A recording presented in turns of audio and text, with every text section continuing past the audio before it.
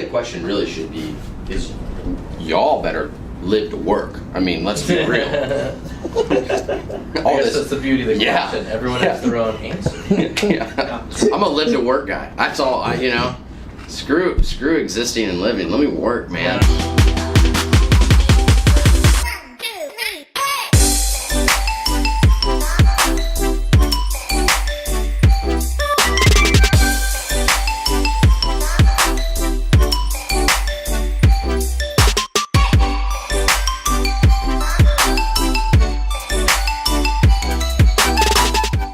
So there's a thought-provoking question here.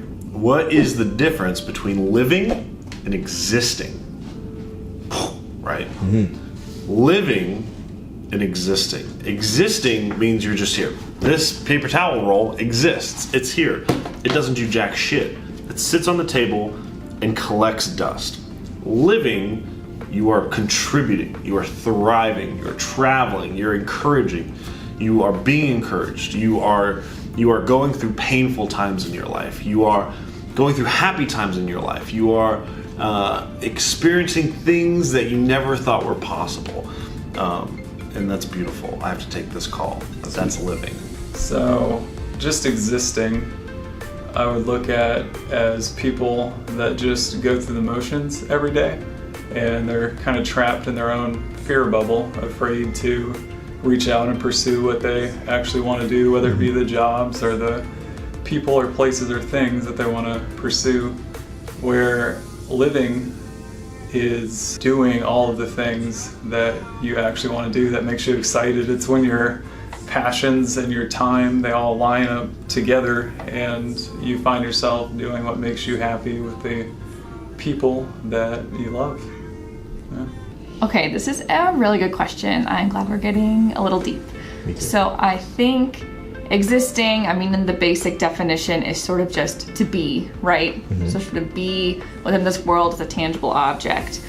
But then to live is a whole different story. So you can be alive or you can be a part of this world, but your unique ability to make choices each day, I think, is what helps create this whole living portion. So you can choose to, take advantage of social activities or the wealth of knowledge we have, and those choices to better yourself or to put yourself out of your comfort zone, I think, give you the choice to choose between existing and living, in my opinion. So in Watchmen, there's a character named Dr. Manhattan. He is basically a mutant god. He can do pretty much whatever he wants, including create other planets. Somewhere along in the comic book, a mortal superhero is having a kind of an existence crisis, how everybody in the office is having right now, wondering what the meaning of life is. And Dr. Manhattan looks at her, kind of says, "Come, dry your eyes, for you are life, which is rarer than a quark and unpredictable beyond the dreams of Heisenberg." So he's basically a god, and he's saying to her that even with him being able to create life, it does not lose its value. Mm-hmm. You are still incredibly rare, and merely just flexing your hand represents thousands of years of evolution and random chance that allowed you to sit in an office and stare out at the beautiful scenery that we supplied you with. So there's really not much else to look for besides waking up every morning, going to a job you love, being with people that you love, and that's about it. I think existing is just, you're kind of going through the motions. You're not really like living life to the fullest. Existing is just going through the motions. Just, you're not really doing anything that matters to you or making a difference. You're not doing anything that's really worth it. Not to say your life isn't worth it, that's a different story. But yeah, living is living life to the fullest, enjoying things, stopping and smelling the roses, going to concerts or whatever you like to do in your free time. That's one thing that I really like to do, so that's kind of where life starts for me, is like it starts and ends with music. Anything that like actually makes you feel like you're making a difference in your life and other people's lives, actually doing something with your time, because I think that's what really matters. No matter what it is you do, as long as you're doing something instead of just in a rut going through the motions, that's where existing starts And I think that's kind of the big difference. What's the difference between existing and living? Oh, I live to exist. Wait, you live to exist? Yeah, man. What does that mean?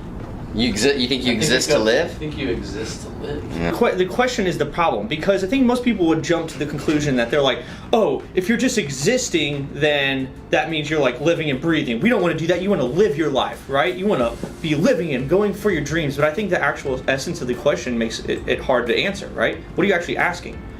So people jump to that conclusion, right? Yeah, I see what you're saying. But the problem is that a lot of people, I think, get so stuck in their heads, like they're always thinking about the future, right? They're like, well, how can I live my life or whatever, right? And they're thinking, and they forget that to exist in this moment, right? Like to just fucking breathe and to be here and to be with the people that you love, and you don't have to be thinking. You live your life so you can exist in those moments, and you can, you know what I mean? Like, so I don't know, man. I mean, maybe you exist to live. Or you live to exist. You're living, and you get to that moment. What do you want to do in that moment? Are you living or existing? It's like you're both. Like, it depends on your definition, right? So the question itself is really difficult to answer. You guys are looking at it all wrong. It's actually, do you live to eat or do you eat to live? I don't eat to live. I live so I can eat and eat good food. That's what it's all about, man. Food isn't about just surviving. It's about enjoying. Yeah. So if we relate this back to the live first existing, I'm gonna have to go. It's all about existing here. Yeah. Yeah. Live in the moment. Take a breath. Be grateful for what you have. And eat. And eat. And eat. And eat.